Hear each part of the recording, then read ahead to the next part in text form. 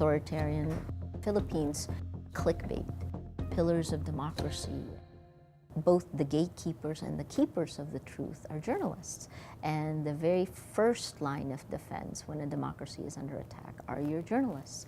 That's what we do. Journalists' role today becomes even more important. In the Philippines, we have to make sure that we hold the line. I say that all the time. We're not for or against any government, but we are for keeping the Constitution and defending press freedom. The Philippines is different from the West because our institutions are so weak that when Filipinos want justice, they come to reporters, they come to journalists. And that's part of the reason that the role of media, the role of journalism is so important, because corruption is rampant. It's a systemic effort to break down trust in journalists, which isn't to say that journalists don't make mistakes. You know, we're human, we obviously make errors, but part of what we're seeing globally is this systemic effort to break down, to crack pillars of democracy, and among the first is journalists. In many ways, part of the reason more citizens are questioning journalists is because there are multiple perspectives and views now available on social media.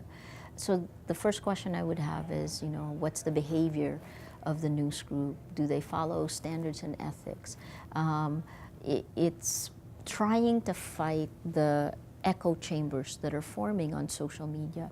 If they report the facts, is it perceived a particular way by certain echo chambers? Is it manipulated to make it look that way? Because we're certainly seeing evidence of that in the United States.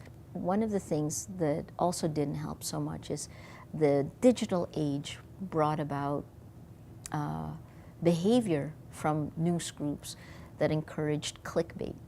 And that clickbait also leads to less trust. I'm absolutely certain that the mission of journalism has never been as important as it is today.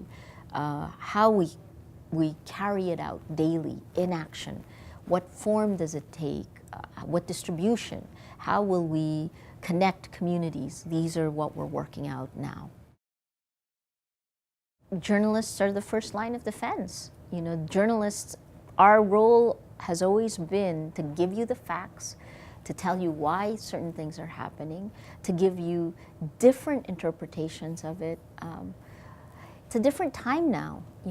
People can tell that to you themselves, and having this infinite choices of opinions may actually obscure what the facts are. That's a strange thing to think about. I think we don't know what the form of journalism, what it'll become, but its role and its mission is more critical today than ever.